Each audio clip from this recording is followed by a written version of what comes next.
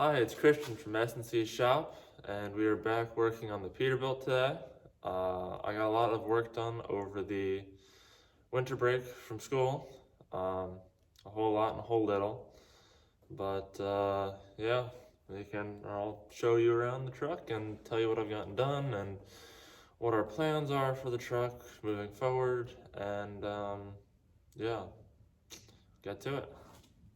So if I can remember correctly, the last time you guys saw this truck, it had the other axle underneath of it. Over break, we have removed it from where it was. We've taken the hangers off and done some other small stuff to it, but took this out, and then I started to sandblast the frame. I got this whole rail all the way up to right underneath here sandblasted, and I got the inside of that rail sandblasted up to there. I still have from there all the way up to this cross member to do, and I got this side done as well. I got this whole thing all the way up, a little further than the other one. Well, just about the same. All up here where the engine hanger was. Not sure how well you can see there, but there is a good little lip from where the engine hanger was. So when we go to get this frame cut and re-welded and looking all nice, we have to fix some holes. Shouldn't be a big deal. One there, big one here, small one here, and then just filling in any holes that we don't use so that water doesn't get in behind our double frame. So we got all the wires and hoses ran and reeled back up here so that they don't go anywhere when we take it to the place we're gonna go to have it cut and reassembled.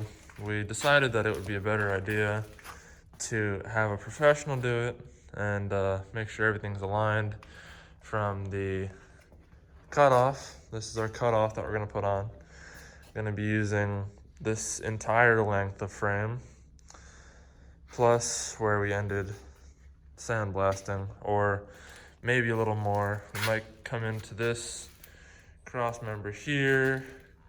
We might come back a little further. It all just depends on location and preference. But so we're going to use this cutoff here, and we're going to put that axle over there on this one here, and then we're gonna have the same spacing in between these two axles with the third one here, and have all the same components and all the same hangers and everything like that. We'll end up moving this guy here up an axle, and then we're gonna put in another ABS brake module for this second axle right here, so that we'll have two axles with ABS and one without.